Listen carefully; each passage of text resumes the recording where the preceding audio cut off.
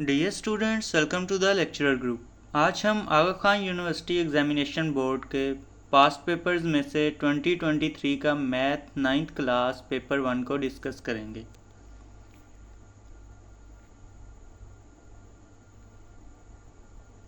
MCQ number 1 को अगर हम देखें तो इसमें पूछा गया है कि अगर हम ये हमारे पास एक सेट है, इसका यूनियन लेंगे बी के सेट के साथ, इनमें से कौन सा ये बी का सेट है जिसके साथ अगर हम यूनियन लें तो पॉसिबल आंसर हमारे पास ये आ सकता है। तो आपने सिंपल इसमें ये जो आपको ए सेट दिया गया है, इस वाले ए सेट को इन तीनों सेट्स के साथ जो है वो यूनियन लेके देखना है क्या इनका आंसर ये आ सकता है।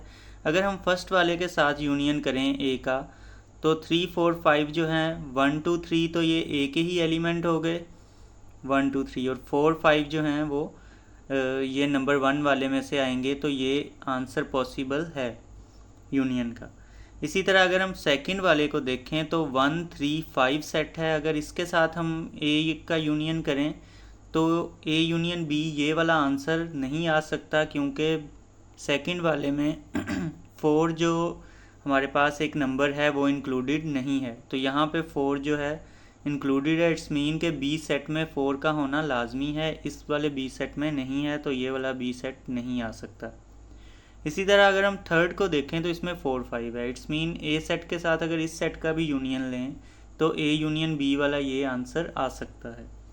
तो अब हमारे दो जो हैं वो पॉसिबल आंसर हैं 1 एंड 3। तो 1 एंड 3 जो है हमारे पास सी ऑप्शन जो है इसका वो ट्रू है, आपने सी ऑप्शन को जो है वो मार्क कर लेना है। इसी तरह अब हम आगे मूव करते हैं नेक्स्ट। एमसीक्यू नंबर 2 को अगर हम देखें तो इसमें कहा गया है कि 10 बाल हैं बैग के अंदर, और जो बाल हैं उनको हमने 1 से 10 तक नंबरिंग दी हुई है। एक आदमी उन्हें सेपरेट करना चाहता है 3 सेट्स के अंदर, इवन, ऑड और प्राइम नंबर के। तो इन वेन डायग्राम में इनको अरेंज करें। तो आपने याद रखना है वेन डायग्राम में अरेंजमेंट जब भी करनी होती है तो सबसे पहले हम इन ओवरलैपिंग यानी कि कॉमन एरियाज़ को फिल करते हैं। तो इन कॉमन एरियाज़ को आपने सबसे पहले फिल करना है। ओ से मुराद है ऑड नंबर, पी से मुराद है प्राइम नंबर जो अपने अलावा किसी पे डिवाइड नहीं होते, और ई से मुराद है इवन नंबर जो कि 2 के टेबल पे डिवाइड होते हैं, और ऑड जो 2 के टेबल पे डिवाइड नहीं होते। ओ और पी में अगर हम कॉमन नंबर देखें तो ऑड भी हो और प्राइम नंबर भी हो। तो ऐसे नंबर अगर हम देखें तो 1 जो है वो प्राइम नहीं होता, इसी तरह 2 जो है वो ऑड नहीं होता, इस वजह से 2 भी नहीं लिखेंगे। 3 जो है वो ऑड भी है और प्राइम भी है, दैट्स वाई हम 3 लिख लेंगे यहाँ पे। इसी तरह दूसरा नंबर जो है वो 5 जो है वो ऑड भी है और प्राइम भी है। इसी तरह 7 वो भी ऑड भी है और प्राइम भी है। तो ये 3 नंबर हमने यहाँ पे मेंशन कर लिए हैं 3 5 7। अब हम ओ को या पी और ई में देख लेते हैं प्राइम नंबर और इवन भी हो। तो इवन प्राइम नंबर एक ही है और वो होता है 2। तो 2 को हमने यहाँ पे मेंशन कर लिया। अब हम देखते हैं बाकी ऑड नंबर कौन से बच गए हैं, उनको हम यहाँ पे फिल कर लेते हैं। एक 1 हमारे पास रह गया था ऑड। इसी तरह अगर हम बात करें 9 की, तो 9 भी एक हमारे पास ऑड नंबर है। तो ये दो हमारे पास ऑड नंबर आ गए। और इवन की बात करें तो इवन में हमारे पास 0 भी आ जाएगा, सॉरी 1 से है तो 1 के बाद हमारे पास जो इवन है वो आ जाएगा 4। 2 को तो हमने कॉमन में लिखा हुआ है, 4 6 और 8 हमारे पास जो है वो, और 10 भी, ये हमारे पास आ गए इवन नंबर। तो ये हमने यहाँ पे लिख लिए। अब हमसे नेक्स्ट आगे क्वेश्चन में कहा गया है the overlapping region between O and P. O and P के दरमियान जो ओवरलैपिंग रीजन है, यानी कि ये वाला जो एरिया है, इसके अंदर विल कंटेन द बाल नंबर एज। इनमें से कौन सा जो है वो बाल नंबर जो है वो कंटेन करेगा इनमें, ओ और पी के। तो 3 5 7 हमें 3 नंबर दिखाई दे रहे हैं। हम यहाँ से नीचे अब चलते हैं ऑप्शंस की तरफ, वहाँ से देखते हैं। तो ऑप्शंस में आप देख सकते हैं 3 5 7 डी ऑप्शन जो है इस टाइम वो आपका करेक्ट है, आप इसको जो है वो निशान लगा लीजिए। इसके बाद अब हम एमसीक्यू नंबर 3 पे मूव करते हैं।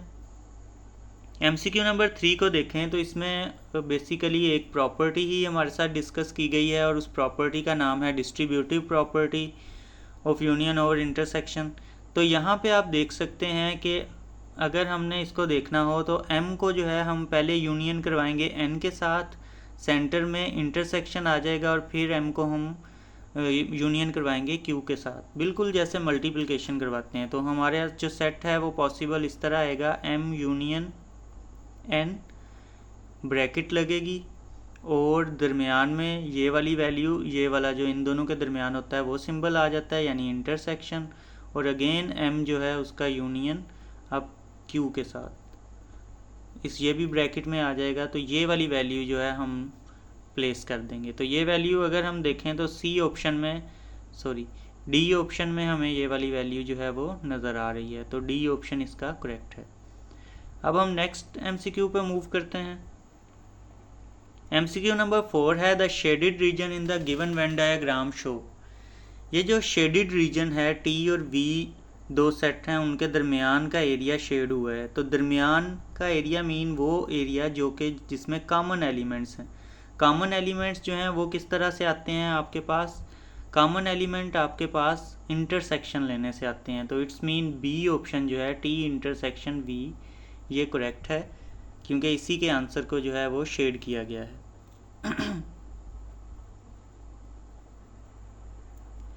नेक्स्ट अब हम मूव करते हैं MCQ नंबर 5 पे। अगर हम 5th MCQ को देखें तो इसमें पूछा गया है A और B जो हैं वो दो सेट हैं, वो रिलेशन है A मल्टीप्लाई बाय B जो है, then the number of element in set A must be. A set के अंदर कितने एलिमेंट होंगे? अगर हम यहाँ पे काउंट करें तो हमें नज़र आ रहा है कि 1 है, हर सेट के जो डोमेन है वो आपको 1 नज़र आ रही है, ठीक है। और दूसरे नंबर पे क्या नज़र आ रही है? 4। इट्स मीन दो ही नंबर हैं A के अंदर, 1 और 4। तो ये कितने जो है एलिमेंट हैं सेट के अंदर? 2। तो A ऑप्शन इस वजह से इसका करेक्ट है। नेक्स्ट अब हम मूव करते हैं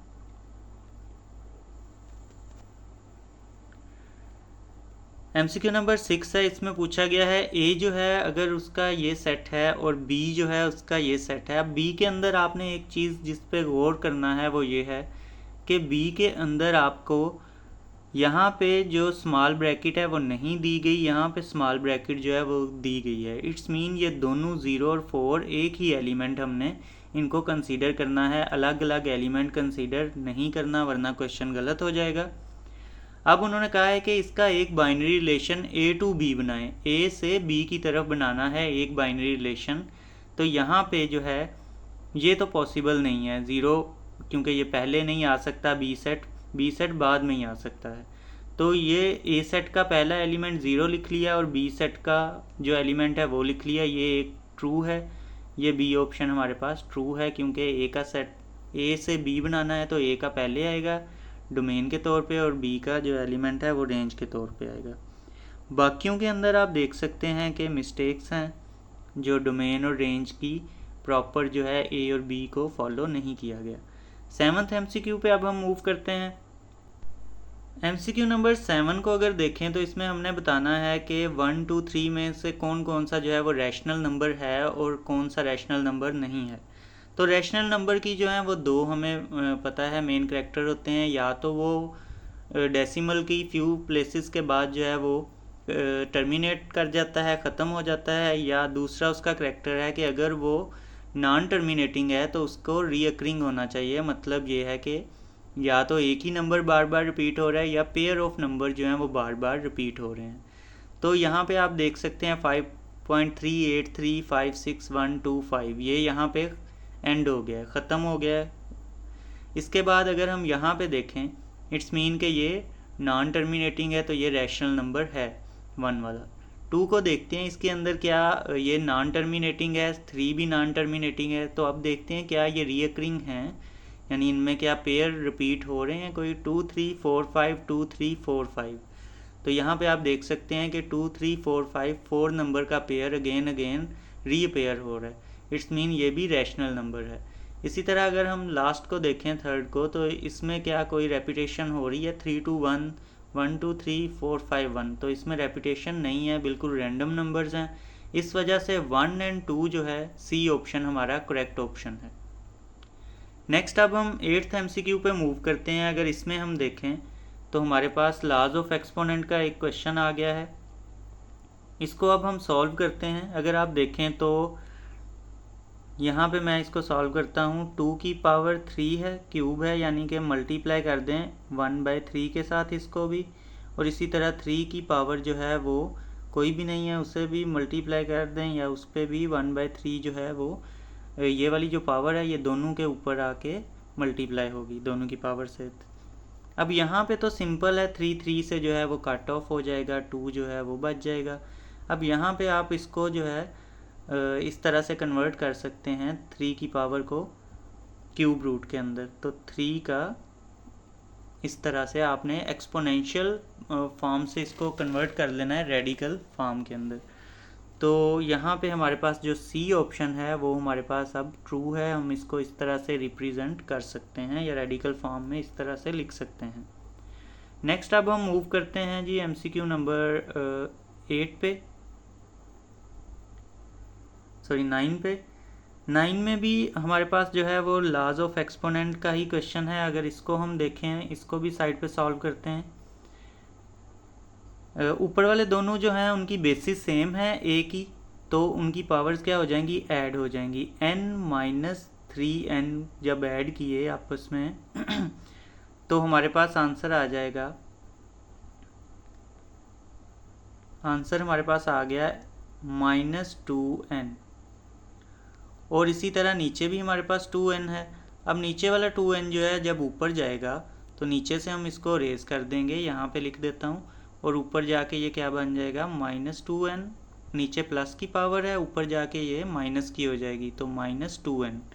ठीक है, दोनों की बेसिस सेम है, डिवाइड हो रहे हैं तो एक दूसरे के साथ माइनस हो जाएंगे, और आंसर हमारे पास आ जाएगा a की पावर -4n, यानी ए ऑप्शन जो है वो हमारे पास यहाँ पे करेक्ट है।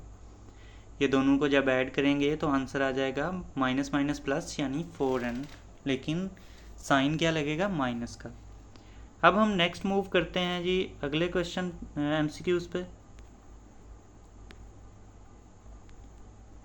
MCQ नंबर 10 को अगर देखें तो इसके अंदर हमें जो है वो दो कम्प्लेक्स नंबर हैं, उनको मल्टीप्लाई करवाना है, उनका प्रोडक्ट फाइंड आउट करना है। तो -2i जो है उसको आप मल्टीप्लाई करेंगे अयोटा को, -2 अयोटा को आप मल्टीप्लाई कर दें 5 अयोटा के साथ। तो आपको पता है जी -2 और 5 अयोटा जब मल्टीप्लाई होंगे तो ये -10 अयोटा का स्केयर जब मल्टीप्लाई हो रहे हों तो पावर्स अयोटा की ऐड हो जाएंगी। अब हमारे पास -10 अयोटा का स्केयर आ गया। हमें पता है अयोटा के स्केयर की क्या वैल्यू होती है? -1। तो -10 मल्टीप्लाई बाय -1, तो ये किसके इक्वल आ जाएगा? माइनस माइनस प्लस हो जाएंगे और 10 1 ज़ा 10, तो प्लस का 10 के इक्वल आ जाएगा। ये डी ऑप्शन हमारे पास जो है ये ट्रू है। अब हम नेक्स्ट MCQ पे मूव करते हैं जो कि MCQ नंबर 11। इसके अंदर आपने जो साइंटिफिक नोटेशन में इस नंबर को जो है वो रिप्रेजेंट करना है। आपको पता है कि जब किसी नंबर के अंदर हमें पॉइंट नज़र नहीं आ रहा होता तो वो बिल्कुल उसके राइट साइड पे लास्ट पे होता है, तो हम इसको मूव करवाएंगे। यहाँ पे इस टाइम ये पॉइंट है 1000 के लास्ट पे, यानी आखिरी ज़ीरो के बाद यहाँ पे एक पॉइंट है, ये यहाँ पे। अब इसको कितनी प्लेसेस हमें 1 तक लेके आना पड़ेगा, मूव करवाना पड़ेगा? 1 2 3 0 4 5 6, तो टोटल हमें 6 टाइम इसको जो है वो मूव करवा के 1 के बाद यानी फर्स्ट नॉन ज़ीरो डिजिट तक लेके आना पड़ा है। तो 6 टाइम मूव करवाया है, दैट्स वाई इसकी पावर या इसको साइंटिफिक नोटेशन में हम 10⁻6 से इस तरह रिप्रेजेंट करेंगे। ये तो अब हम नेक्स्ट MCQ को देखते हैं। MCQ नंबर 12 है। इसमें पूछा गया है the value of a in the algorithm equation. जी इसको अब हम जो है वो लॉग के बगैर वाली फॉर्म में रिप्रेजेंट करते हैं। लॉग के बगैर हम इसको किस तरह से रिप्रेजेंट करते हैं, ज़रा साइड पे रिप्रेजेंट करता हूँ ताकि इजीली नज़र आए। ये जो बेस होती है इसको हमने यहाँ पे ले आना है, 2 के तौर पे लिखना है, और ये जो यहाँ पे वैल्यू होती है इसको हम इक्वल टू के इधर भेज देते हैं, यानी कि इक्वल टू के इस साइड पे हम स्क्वायर रूट ऑफ ए को मेंशन कर लेंगे।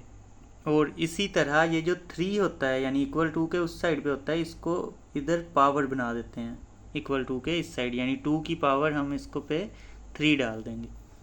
तो अब हमारे पास ये जो है ये एक फॉर्म बन गई है। अब स्क्वायर रूट को ख़त्म करने के लिए ए के ऊपर से हमने ए की वैल्यू बतानी है, तो स्क्वायर रूट ख़त्म करना पड़ेगा। दोनों साइड पे हम क्या ले लेंगे, स्क्वायर। तो दोनों साइड पे जब स्क्वायर लेंगे तो ये वाले स्क्वायर से ये स्क्वायर रूट कट गया, और यहाँ पे 2 की पावर क्या बन गई, 3 2 ज़ार 6। तो 2 की पावर 6 इज़ इक्वल टू 8। 2 की पावर 6 को अगर हम ओपन करें तो हमारे पास आंसर क्या आएगा,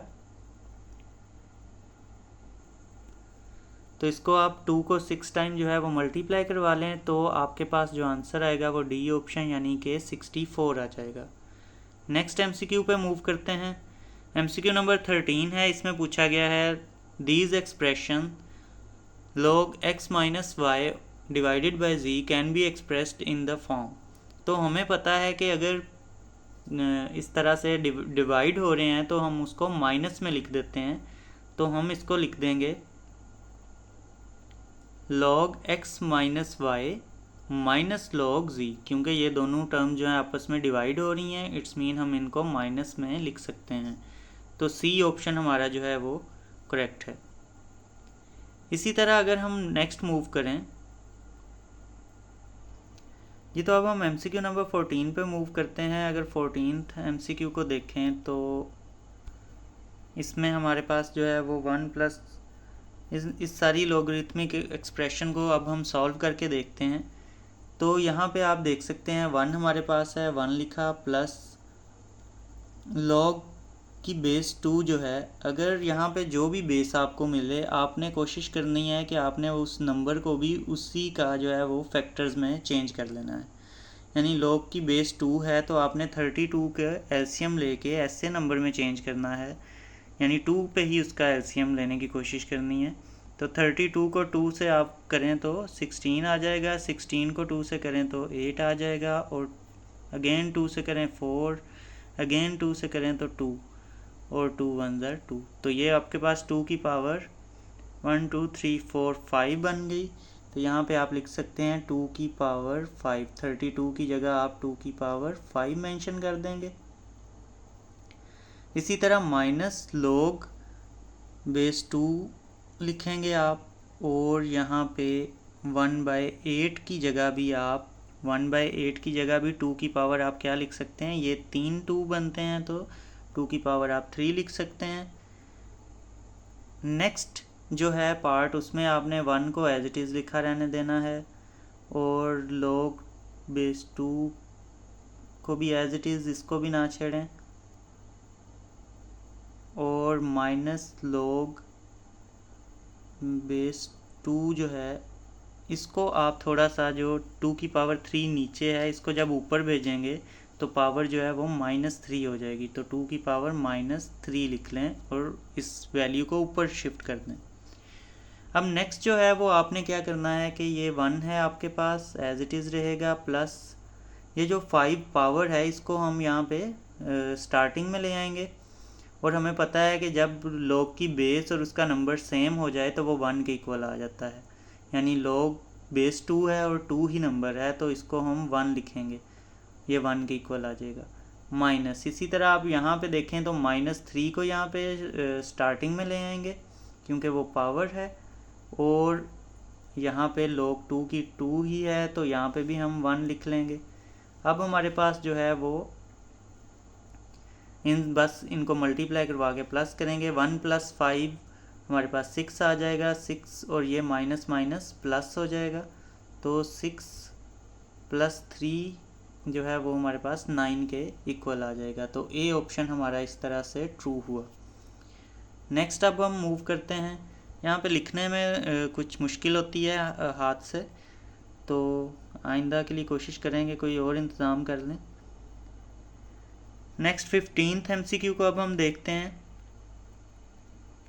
15th MCQ में हमारे पास एक एक्सप्रेशन है लॉग की शक्ल में। इसको हमने जो है वो सिंपल फॉर्म के अंदर जो है एक लॉ है लॉग का, उसको सॉल्व करना है। तो यहाँ पे आपको पता है कि हम इसको लिख सकते हैं लॉग 9 की पावर, अगर हम रेडिकल फॉर्म में लिखें तो 1/3 की शक्ल में लिख सकते हैं।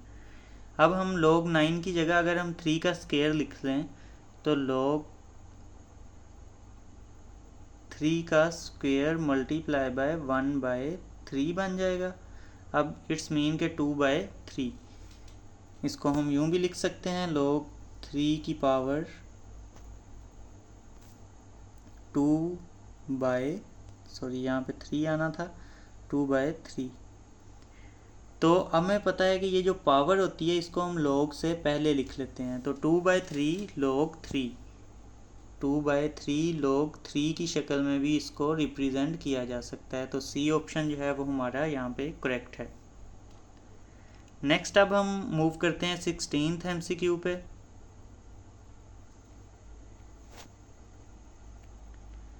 16th MCQ में हमसे पूछा गया है एन अलजेब्रिक एक्सप्रेशन, ये हमारे पास एक एक्सप्रेशन दी गई है हमें, is a polynomial if the value of m n and p belong to the set of, इनमें से कौन सा करेक्ट है। तो हमें पता है कि जो पॉलिनोमियल होता है उसके अंदर कभी भी जो वेरिएबल्स हैं उनकी पावर जो है वो माइनस में नहीं हो सकती। तो यहाँ पे अगर हम देखें तो नॉन नेगेटिव इंटीजर्स जो है ये हमारा ट्रू ऑप्शन है कि इंटीजर्स होने चाहिए लेकिन तमाम नॉन नेगेटिव यानी पॉजिटिव इंटीजर्स होने चाहिए। तो इसका सी ऑप्शन करेक्ट है।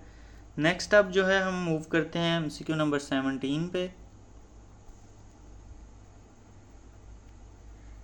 इसके अंदर हमारे पास जो है वो हमें एक वैल्यू दी गई है, एक बेसिक ये फार्मूला है। अगर हम इस फार्मूले को देखें तो ये x माइनस वाई यानी a minus B A square A B minus A B plus B square, तो ये हमारे पास क्यूब का बेसिकली फार्मूला है, यानी कि X cube minus Y cube का ये फार्मूला है।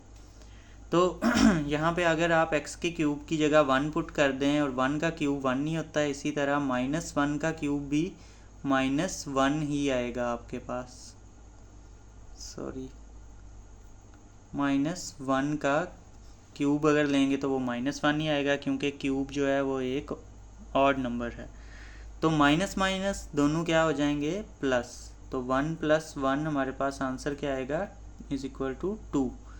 तो 2 यानी कि ए ऑप्शन हमारे पास करेक्ट है। 18th MCQ पे अब हम मूव करते हैं।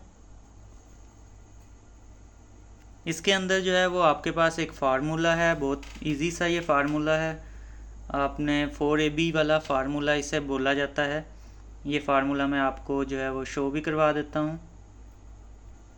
तो ये हमारे पास फार्मूला है, इसके अंदर हमने जस्ट अपनी वैल्यूज़ पुट करनी है। a + b का स्केयर जो है वो हमारे पास 144 है, और इसी तरह -a - b की हमारे पास वैल्यू नहीं है, वो हमने फाइंड आउट करनी है। a - b होल स्केयर वैसे का वैसे आ गया इज इक्वल टू 4, और मल्टीप्लाई करना है हमने ab की वैल्यू हमारे पास 35 गिवन है।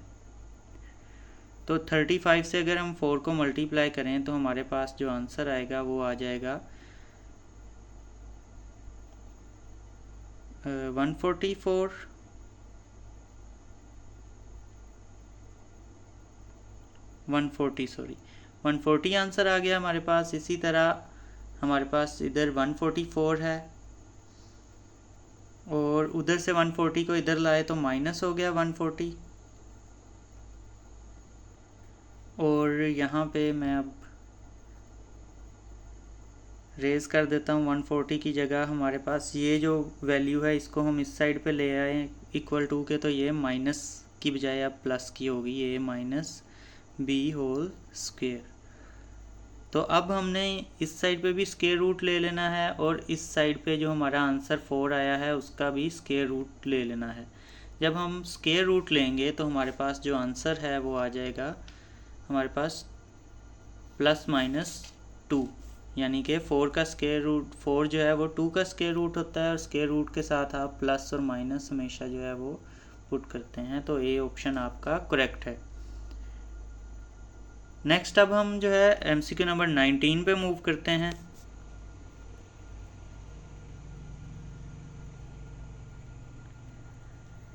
नाइनटीन एमसीक्यू को अगर हम देखें तो इसे सॉल्व करने का तरीका ये है कि आप जो है ए प्लस जो जिसकी आपको वैल्यू दी गई है a+1/a की वैल्यू आपको गिवन है a+1/a इज इक्वल टू 2।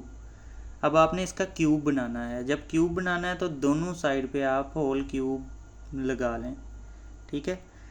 तो दोनों साइड पे आपने क्यूब लगा लिया। अब आपने इसका फार्मूला ओपन करना है। होल क्यूब का फार्मूला क्या होता है, a³ प्लस 3ab, a है आपके पास और b क्या है आपके पास 1/a, और इंटू a+b यानी कि a+1/a और प्लस b³ यानी 1/a का क्यूब इज इक्वल टू 2 का क्यूब 8 होता है, तो आप यहाँ पे 8 लिख लें। अब आपने जो है ये वाला a ऊपर है ये नीचे है, ये कैंसिल आउट हो गए। यहाँ पे a³ लगाया, उसके बाद 3 आ गया। इसकी वैल्यू जो है हमें वो गिवन है, यहाँ पे ऊपर क्वेश्चन में 2 दी गई है तो 2 लिख लीजिए। और यहाँ पे हमारे पास 1+1/a², यहाँ पे क्यूब करना है आपने, ये क्यूब लिख लीजिए इज इक्वल टू 8। अब ये 3 2 6 है, इधर प्लस का 6 है, उधर जाके माइनस हो जाएगा 8 में से, तो हमारे पास आ जाएगा माइनस करने के बाद 2 आंसर आ जाएगा। तो सी ऑप्शन जो है इसका वो ट्रू है। बाकी वैल्यूज़ यहाँ पे एज इट इज़ लिखते हैं, a³ plus 1/a³ is equal to 2। तो ये इस तरह से हम इसको सॉल्व करेंगे। अब नेक्स्ट क्वेश्चन पे मूव करते हैं। क्वेश्चन नंबर 20 है।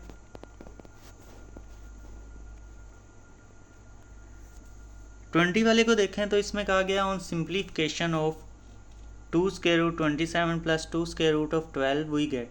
तो हमें पता है जी कि √23 जो है उसको हम इस तरह से रिप्रेजेंट कर सकते हैं। यहाँ पे आप एलसीएम ले लीजिए 27 का, तो ये आ जाएगा 3 9s are 3 3s are और 3 1s are।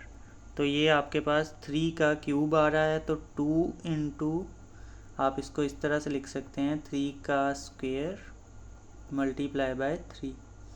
इसी तरह +2 जो है वो लिखा, और 12 का अगर आप इस तरह से एलसीएम ले लें तो 12 का आ जाएगा 2 6 टाइम 12 और 2 3s are 6 और 3 1s are 3। तो इसमें आप लिख सकते हैं 2 का स्क्वायर मल्टीप्लाई बाय 3। अब जो स्क्वायर वालीज हैं उनका जो है वो स्क्वायर रूट कट जाएगा और जो दूसरी हैं वो अंदर ही रह जाएंगी। तो यहाँ पे 3 बाहर आके 2 से मल्टीप्लाई होगा 6 हो गया, स्क्वायर रूट 3 रहेगा अंदर, प्लस इसी तरह ये 2 बाहर आ जाएगा 2 से मल्टीप्लाई होके 4 हो गया और स्क्वायर रूट ऑफ 3।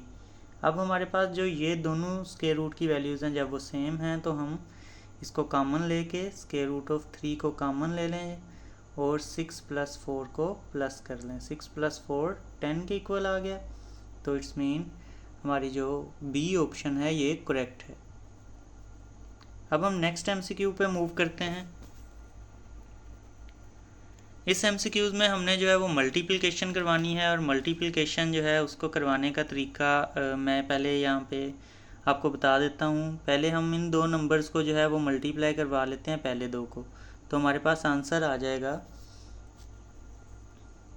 a को जब a³ से मल्टीप्लाई करवाएंगे तो हमारे पास a⁴ आंसर आ जाएगा। इसी तरह a को जब -1 से करवाया तो a आंसर आ गया। फिर जब -1 को करवाया तो a³, और इसी तरह जब -1 को -1 से करवाया तो हमारे पास +1 हमारे पास आंसर आ गया। अब इन दोनों को मल्टीप्लाई करवाने से हमारे पास ये आंसर आया। अब इस आंसर को हमने इस वाली वैल्यू के साथ जो है वो मल्टीप्लाई करवाना है। इस वाली वैल्यू से अब आप मल्टीप्लाई करवा लें।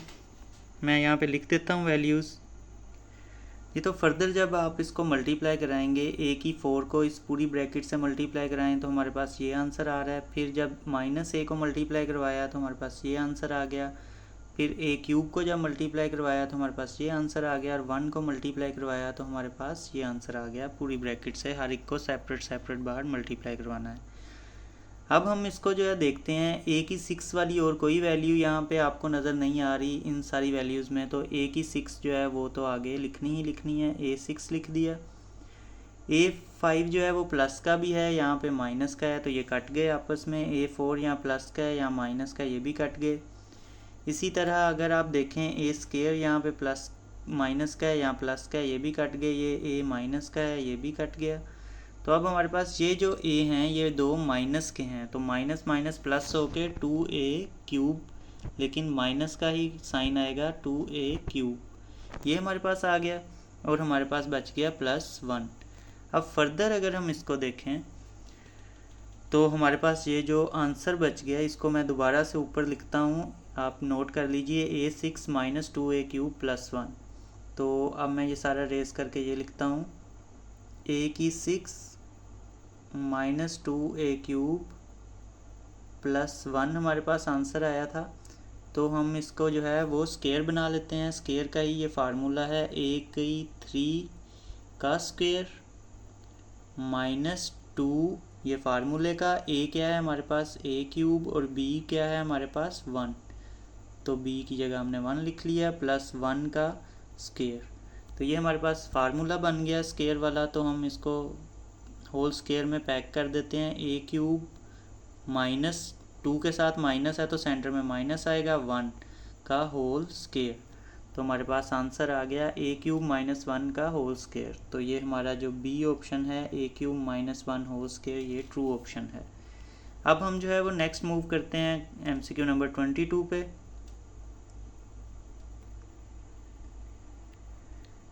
MCQ नंबर 22 में हमें कहा गया है कि फैक्टराइज्ड फॉर्म जो है इस इक्वेशन की आप लोग फाइंड आउट करें। तो हमारे पास यहाँ पे x + 1 है हमारे पास एक, और माइनस है x - y और x + y। अब बहुत सिंपल सा सवाल है ये, अगर मैं इस पर भी ब्रैकेट लगा दूं तो बहुत बच्चों को समझ आ जाएगा। अब यहाँ पे क्या है, सिंपल आप, ये हमारे पास दो वैल्यूज़ हैं, एक माइनस के इस साइड पे, एक माइनस के इस साइड पे। तो इनमें दोनों में कॉमन क्या है, x + y। x + y को आप कॉमन में लिख लीजिए, तो बाकी आपके पास क्या रह जाएगा, यहाँ पे 1 बच जाएगा, और ये वाला माइनस आ गया सेंटर में, और इधर से क्या बच जाएगा, x - y।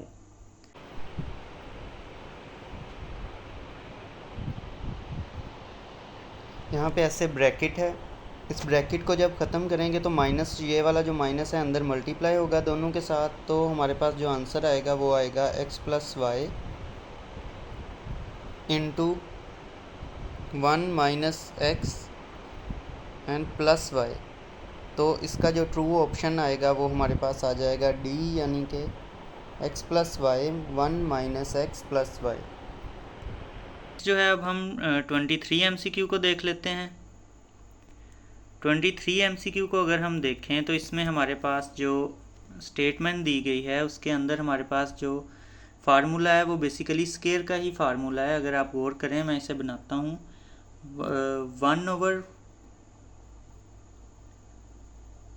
के स्क्वायर का अगर हम इसे स्क्वायर कर लें, +2 फार्मूले का, a क्या है हमारे पास 1/p का स्क्वायर, वो लिख लिया, और मल्टीप्लाई बाय b क्या है हमारे पास 1, और +1 यानी कि लास्ट वैल्यू पे हम स्क्वायर खुद से लगा लेंगे। तो ये 2ab वाला फार्मूला बन गया। अब इसको अगर हम पैक करें तो 1/p का स्क्वायर +2 के साथ प्लस है, इस वजह से दरमियान में भी प्लस आया, 1 का होल स्क्वायर।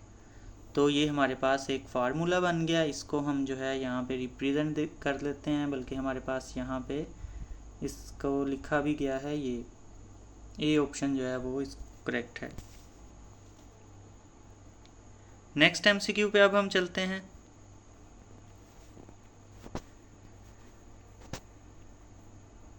इसमें हमें 24th MCQ में कहा गया है on factorisation of X square minus 2x minus 1। देखने से जो है वो बहुत ट्रिकी लग रहा है ये MCQ, लेकिन अगर हम सॉल्व करें तो देखें कितना आसान है और कितना इजी सा ये MCQ है। सिंपल देखें, ये ब्रैकेट के अंदर जो दो नंबर हैं, एक के साथ x है, एक के साथ x नहीं है, तो इट्स मीन ये प्लस माइनस आपस में नहीं हो सकते। तो अब क्या किया जा सकता है, ये जो माइनस है ये अंदर मल्टीप्लाई करवाया जा सकता है। तो माइनस को अंदर मल्टीप्लाई करवाते हैं ताकि ब्रैकेट खुल जाए, एक्स स्क्वायर माइनस 2x आ जाएगा और सॉरी प्लस माइनस 2x आ गया और प्लस 1 आ जाएगा। अब ये भी देखें, स्क्वायर का ही फार्मूला है, a पे स्क्वायर ऑलरेडी है, यहाँ पे हम 2a क्या है हमारे पास x और b क्या है हमारे पास 1, 2ab लिख दिया प्लस 1 पे हम स्क्वायर खुद से लगा लेंगे। तो ये फार्मूला बना, x माइनस है 2 के साथ तो सेंटर में माइनस आ गया 1 का होल का स्क्वायर। तो ये हमारे पास, अब हम इसको ओपन करके किस तरह से लिख सकते हैं, x माइनस 1 और एक बार दोबारा से x माइनस 1। तो ये हमारे पास जो ऑप्शन ए है ये हमारे पास ट्रू है, x minus 1 x minus 1। Next अब हम 25th MCQ पे मूव करते हैं। 25th MCQ को अगर हम देखें तो ये भी हमारे पास एक फार्मूला है, क्यूब का फार्मूला है। अगर मैं यहाँ पे लिख देता हूँ आपको जी, तो यहाँ पे मैंने आपको क्यूब का फार्मूला जो है वो लिख दिया है। अब ये आप इसको देख लें, टी जो है वो आपका ए है और 1 जो है वो आपका बी है। तो इस लिहाज से ये पूरा जो फार्मूला है यहाँ पे फिट आ रहा है, तो यहाँ पे बिल्कुल फिट आ रहा है। इस वजह से हम, ये किसका फार्मूला है, टी माइनस 1 होल क्यूब का। तो ये हम इसकी जगह टी माइनस 1 होल क्यूब लिख सकते हैं। नेक्स्ट जो है 26th MCQ पे जो है अब हमने मूव करना है। तो 26th MCQ में देखते हैं अब क्या पूछा गया है। यहाँ पे उन्होंने कहा है कि all of the given option are zero of the polynomial.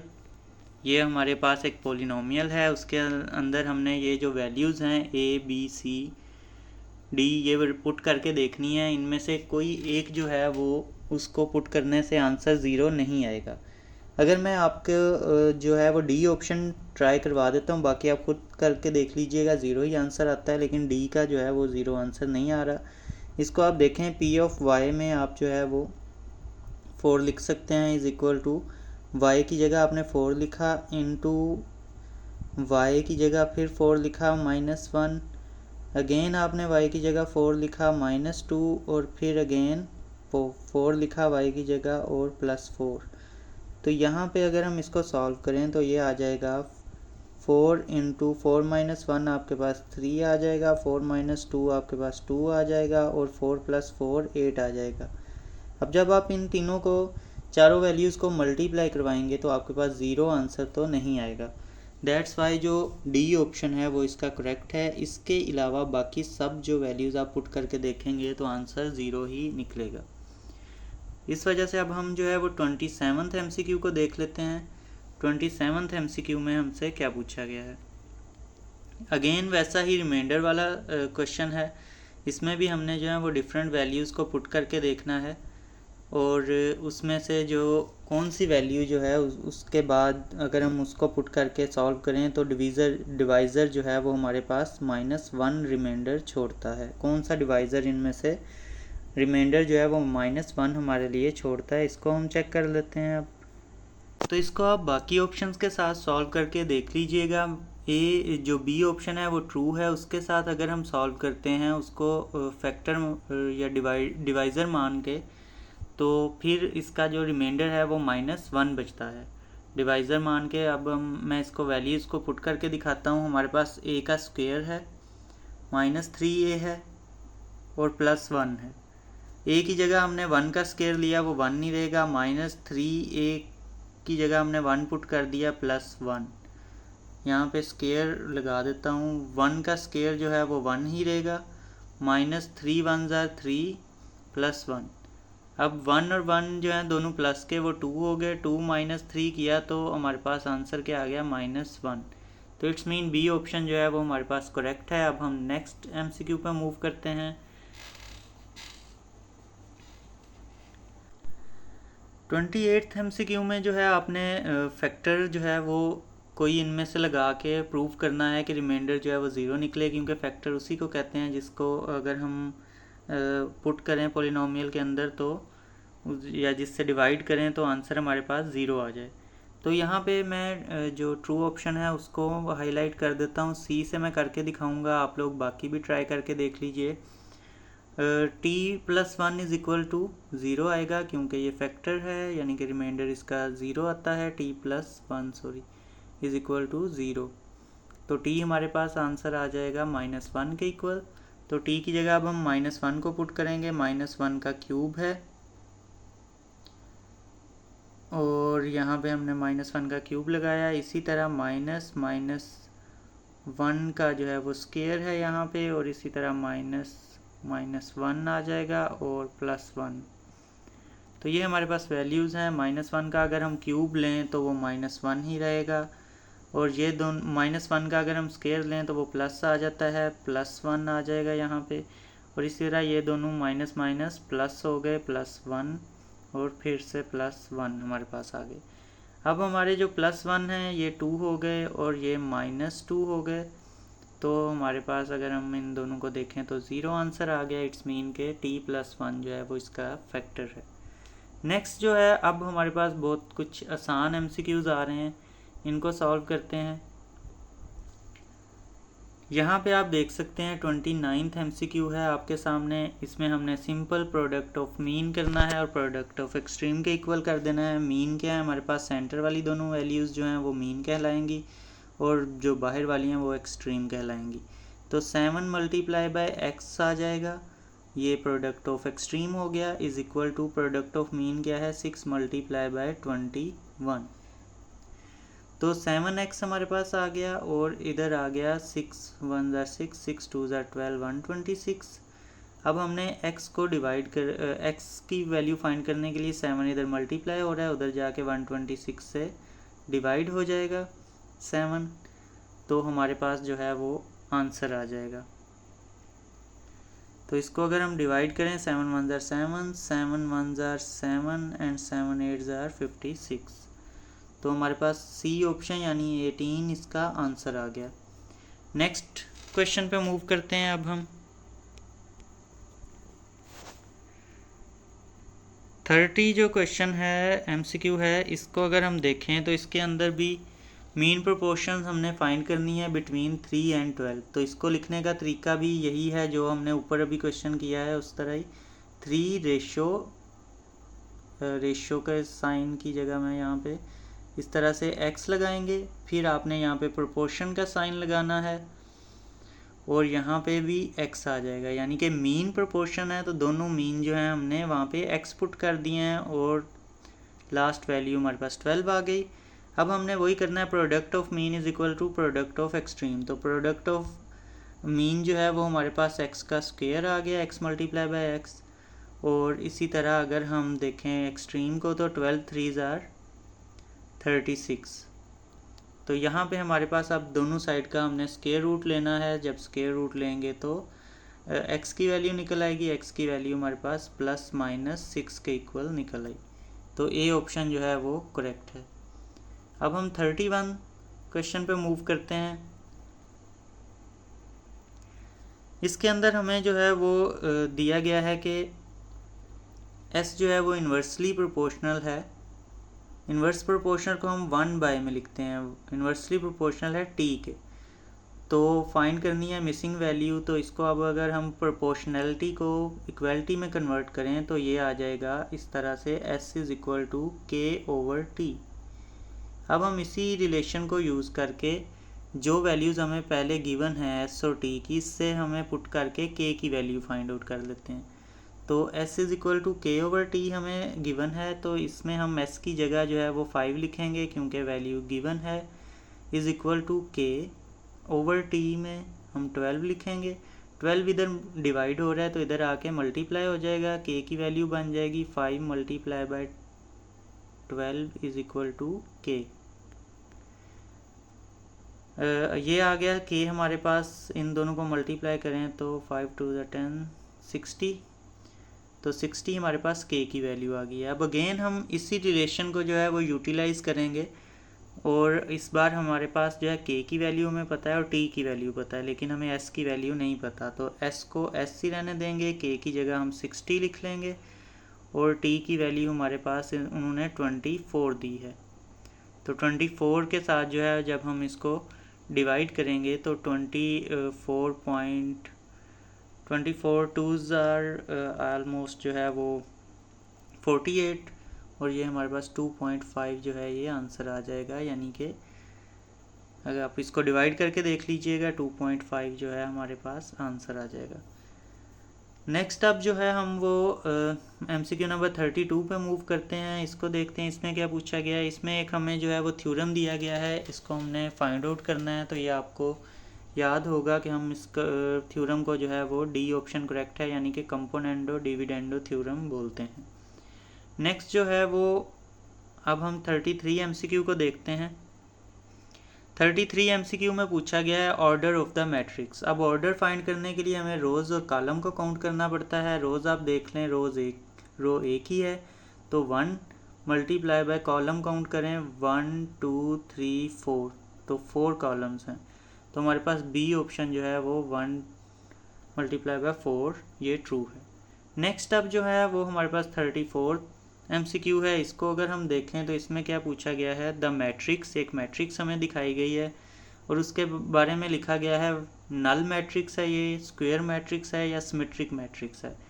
तो इसको अगर हम देखें तो नल मैट्रिक्स नहीं है, नल मैट्रिक्स 0 0 नहीं है हर जगह पे। स्क्वायर मैट्रिक्स है, क्यों है, क्योंकि जितनी रोज़ हैं उतने ही कॉलम हैं, 3 रोज़ हैं 3 कॉलम हैं। सिमेट्रिक मैट्रिक्स भी है। सिमेट्रिक कौन सी मैट्रिक होती है, मैट्रिक्स होती है जिसका ट्रांसपोज जो है वो उसी के इक्वल निकले। यानी कि इसके अगर आप कॉलम को रोज़ में चेंज करें और रोज़ को कॉलम में चेंज करें तो हमारी जो मैट्रिक्स है वो सेम ही रहेगी। तो इस वजह से हम जो है इसको सिमेट्रिक मैट्रिक्स भी बोलेंगे। तो 2 और 3 जो हैं वो करेक्ट हैं, तो इट्स मीन डी ऑप्शन जो है वो हमारा करेक्ट है। डी ऑप्शन के बाद अब हम आगे नेक्स्ट MCQ को देखते हैं। 35 MCQ है। इसके अंदर हमसे पूछा गया है, हमें एक मैट्रिक्स दी गई है, उसके बाद हमें कहा गया है कि additive inverse of the matrix. इस मैट्रिक्स का एडिटिव इन्वर्स क्या होगा। एडिटिव इन्वर्स में सिंपल है, कुछ नहीं आपको ज़्यादा करना पड़ता, जस्ट आपने ये देखना है कि कौन सी मैट्रिक्स है जिसके ऑपोजिट साइन है। ऑपोजिट साइन वाली मैट्रिक्स में जब इसे ऐड करेंगे तो आंसर ऑटोमेटिकली 0 आ जाएगा, जो कि एडिटिव इन्वर्स मैट्रिक्स से आंसर आता है। तो यहाँ पे देखें तो आपके पास टोटल सेम है, बस ये वाली मैट्रिक्स, और जस्ट इसमें क्या है कि b का साइन और 4 का साइन ऑपोजिट है। तो बी ऑप्शन जो है वो हमारे पास करेक्ट है। अगर हम इस मैट्रिक्स के साथ उसका सम करेंगे, एडिशन करेंगे, तो हमारे पास 0 आंसर आएगा। नेक्स्ट अब जो है हम मूव करते हैं MCQ नंबर 36 पे। 36 MCQ में अगर हम देखें तो इसमें पूछा गया है, काफ़ी इंपॉर्टेंट MCQ है। इसमें उन्होंने कहा है कि एक हमारे पास जो the product of A matrix का प्रोडक्ट हमने लिया है अननोन मैट्रिक्स के साथ जो कि B है, तो हमारे पास जो उन दोनों को मल्टीप्लाई करने से आ रहा है वो है आइडेंटिटी मैट्रिक्स। और आइडेंटिटी मैट्रिक्स का ऑर्डर क्या है, 2/2, यानी A का ही ऑर्डर है आइडेंटिटी मैट्रिक्स का। तो हमने जो है वो फाइंड आउट करना है कि ये कौन सी मैट्रिक्स है। तो हमें पता है कि आइडेंटिटी मैट्रिक्स कब आंसर आता है, आपने ये ला भी पढ़ा होगा कि A को अगर मैं A इन्वर्स के साथ जो है वो मल्टीप्लाई करवा दूँ A-1, यानी A इन्वर्स के साथ अगर मैं मल्टीप्लाई करवाऊँ तो उस सूरत में आंसर जो आएगा वो आइडेंटिटी मैट्रिक्स आएगा। तो इट्स मीन के A इन्वर्स मैट्रिक्स इनमें से मैंने ढूंढनी है कौन सी है। तो A इन्वर्स मैट्रिक्स किस तरह से हम फाइंड आउट करते हैं, A इन्वर्स हम फाइंड आउट इस तरह से करते हैं, it is equal to adjoint of A over determinant of A। तो adjoint of A over determinant of A कर लेते हैं। एडजॉइंट कैसे लेते हैं, इन दोनों की जो है वो जगह चेंज करते हैं, 1 और A की मैंने जगह चेंज कर दी, इन दोनों के जो हैं वो साइन चेंज करने हैं। यहाँ पे -1 आ जाएगा और वहाँ पे +B आ जाएगा। ये मैंने जो है वो एडजॉइंट ले लिया मैट्रिक्स का। और डिटर्मिनेंट कैसे लेते हैं, इन दोनों को हम क्रॉस मल्टीप्लाई करेंगे, A1 A आ गया, सेंटर में हमारे माइनस आता है और बी वन ज़र माइनस बी आ जाएगा क्योंकि साइन माइनस का है बी के साथ। तो अब हम ये देखेंगे कि ये जो हमारे पास सिनेरियो क्रिएट हुआ है, नीचे हमारे पास बेसिकली इसको अगर हम मज़ीद सॉल्व करें तो a प्लस बी आ जाएगा। ये यहाँ पे हमारे पास कहाँ पे अवेलेबल है, a 1/a प्लस बी तो यहाँ पे है, बस a प्लस बी को 1/, में अलग से करके लिख दिए, बाकी 1 b minus a -1 minus a, ये वाली जो मैट्रिक्स है a, ये इसका आंसर है क्योंकि a का इन्वर्स यही मैट्रिक्स बन रही है। नेक्स्ट अब एमसीक्यू को देख लेते हैं। 37वां एमसीक्यू है। 37वां एमसीक्यू में पूछा गया है इफ़ द ये एक मैट्रिक्स है, is a singular matrix then A and B are related as. Singular matrix क्या होती है? सिंगुलर मैट्रिक्स में आपको याद होगा कि ऐसी मैट्रिक्स को सिंगुलर मैट्रिक्स कहते हैं जिसका डिटर्मिनेंट जो है वो 0 के इक्वल है। तो इस मैट्रिक्स का डिटर्मिनेंट लेते हैं a मल्टीप्लाई बाय b करेंगे तो ए बी आ जाएगा माइनस फार्मूले का, और इनटू इन दोनों यानी इन दो डायगनल्स को आप मल्टीप्लाई करेंगे तो माइनस ए बी आंसर आ जाएगा। तो ये जो माइनस माइनस है ये प्लस हो जाएगा ए, और ये इक्वल होना है, सिंगुलर कह रहे हैं तो 0 के इक्वल ही होगा आंसर। तो A B minus minus plus हो गया, A B is equal to 0। तो ये हमारे पास ए बी हैं 2ab बन गए इज इक्वल टू 0। अब ये 2 इधर मल्टीप्लाई हो रहा है, इधर जाके डिवाइड होगा तो वो भी 0 हो जाएगा। तो A B is equal to 0, यानी कि बी ऑप्शन हमारे पास करेक्ट है। ये है ए बी का रिलेशन आपस में। नेक्स्ट अब हम जो है वो 38 एमसीक्यू को देखते हैं।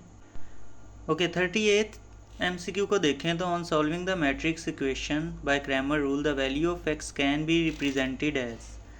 हमें पता है कि क्रैमर रूल के अंदर जब हमने x की वैल्यू फाइंड करनी होती है तो वो इक्वल होती है x is equal to ax over a। तो ax ओवर a को हम जो है वो लिख देते हैं। ax जो है वो हमारे पास क्या बनेगा, जब ax लिखना होता है तो हम 3 - 1 को पहले लिखते हैं और फिर x वाली वैल्यूज़ पे हाथ रख लेते हैं और y को लिख देते हैं, यानी 2 - 1। तो ये हमारे पास ax आ गया, ओवर a लिखना है। a तो सिंपल ये वाली मैट्रिक्स ही होती है 1 1 2 -1।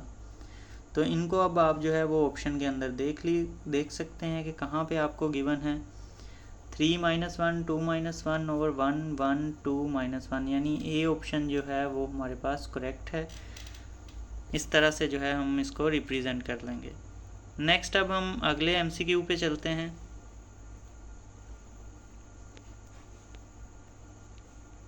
अब शुरू हो गई है ज्योमेट्री, और ज्योमेट्री जो है वो निस्बतन आसान होती है। यहाँ पे आप देख सकते हैं कोरेस्पोंडेंस में है पी क्यू, यहाँ पे उन्होंने दिया हुआ है ये हमें डिस्क्रिप्शन के अंदर कि ये जो पी क्यू और एस है ये कोरेस्पोंडेंस में है आर क्यू एस के साथ। इट्स मीन अगर ये 6 सेंटीमीटर है तो ये भी 6 सेंटीमीटर है। अब दो साइड्स इक्वल हैं, एंगल भी इक्वल है दोनों का, क्यू एंगल। तो अब ये 5 है, ये दोनों की ये 5 है, और ये साइड भी इक्वल है, तो ये भी ट्राइंगल की ये और ये साइड भी इक्वल होगी। ठीक है, तो ये आपने इस तरह से इसको याद कर लेना है। अगर वो 4 सेंटीमीटर है तो ये वाली साइड भी 4 सेंटीमीटर की ही होगी। तो इसका वो ए ऑप्शन जो है वो करेक्ट है।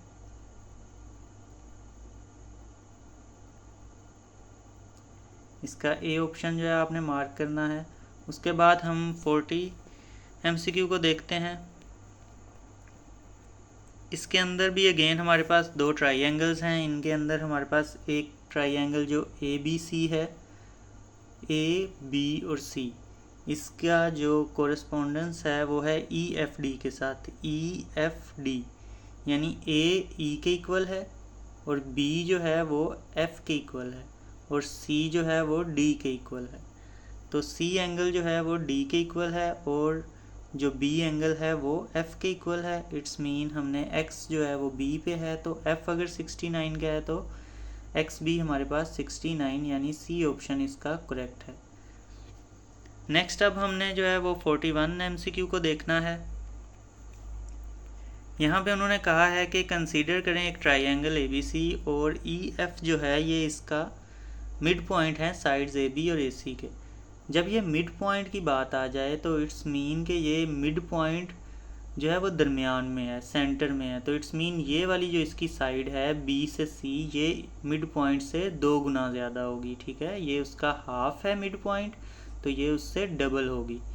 तो ये आपने हमेशा याद कर रखना है। कभी वो यहाँ की वैल्यू बता के यहाँ की पूछ लेते हैं, कभी यहाँ की बता के, जैसा अभी उन्होंने इधर की बता दी है और अब यहाँ की मांग रहे हैं, तो ये इससे हमेशा डबल होती है। तो 2 × 2a, तो ये आ जाएगा आपका आंसर 4a। तो 4a के इक्वल होगी ये साइड। और अगर यहाँ की बताई होती यानी 4a बताया होता तो ये वाली हाफ होती 2a। तो इसका जो ऑप्शन है उसको अब हम देख लेते हैं। यहाँ पे आप डी ऑप्शन को देख सकते हैं, 4a है, इसको आपने मार्क कर लेना है। अब हम नेक्स्ट MCQ पे मूव करते हैं।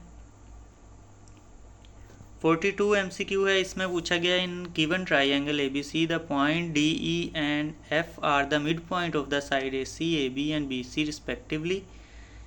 अब आपने इसमें से बताना है कि ये जो साइड्स हैं the line segment AF, BD and CER, ये जो लाइन सेगमेंट हैं ये आप लोगों ने अगर मीडियन ड्रा किए हों ट्राइंगल के ऊपर तो उसमें ये बने होते हैं। तो ये line segment basically B option यानी कि मीडियन के लाइन सेगमेंट्स हैं। तो बी ऑप्शन इसका ट्रू है। अब हम नेक्स्ट पे चलते हैं। 43 जो है उसको देखते हैं। इसके अंदर हमें बताया गया है कि in the given figure AC the angle bisector of angle BAD। Angle bisector जो है वो AC है BAD का, यानी कि इस ट्राइंगल का BAD का ये बाइसेक्टर है एंगल। तो एंगल जब बाइसेक्टर हो वो सामने वाली साइड को, यानी BC अगर A यूनिट का है तो सामने वाली साइड्स को भी उसने बिल्कुल जो है वो हाफ में डिस्ट्रीब्यूट कर दिया है।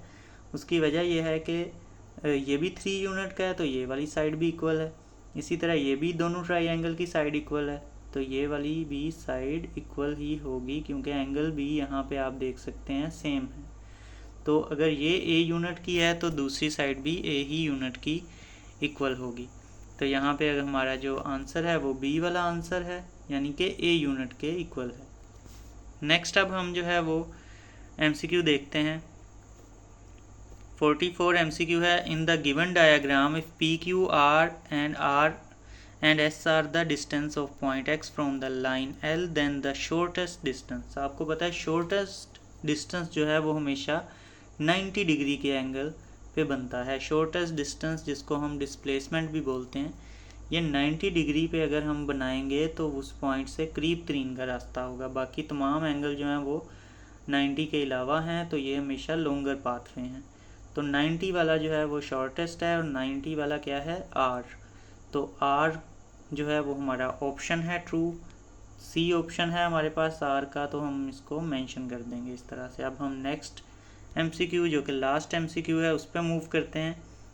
यहाँ पे उन्होंने कहा है if BD is the bisector of triangle ABC then the ratio of X and Y is. अगर BD जो है वो ट्राइंगल ABC का बाइसेक्टर है तो X और Y की रेशो क्या होगी। तो इसका सिंपल सा हम जो है वो फार्मूला है कि इन दोनों की रेशो हम कर लेंगे और इन दोनों की रेशो जो है वो हम निकाल लेंगे। तो अगर हम इसको देखें तो 2:4 आ जाएगा हमारे पास और इज़ इक्वल टू X/Y आ जाएगा हमारे पास।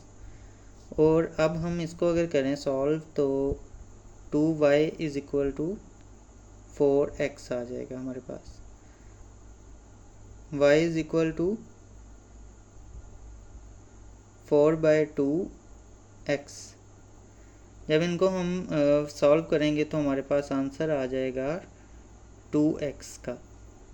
2 1 ज़ा 2, 2 2 ज़ा 4। तो हमारे पास y रेशो x जो है वो 1:2 निकल रही है।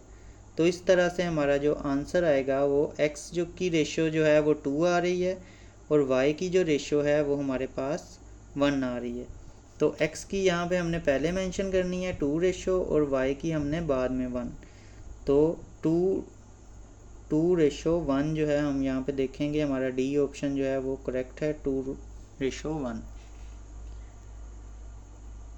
तो ये था आज तो ये था हमारा पेपर। आई होप सो आपको समझ आई होगी। अगर समझ आई है तो वीडियो को लाइक ज़रूर कीजिएगा और चैनल को भी सब्सक्राइब कर दीजिएगा ताकि मज़ीद आपको ऐसी ही वीडियोस मिलती रहें।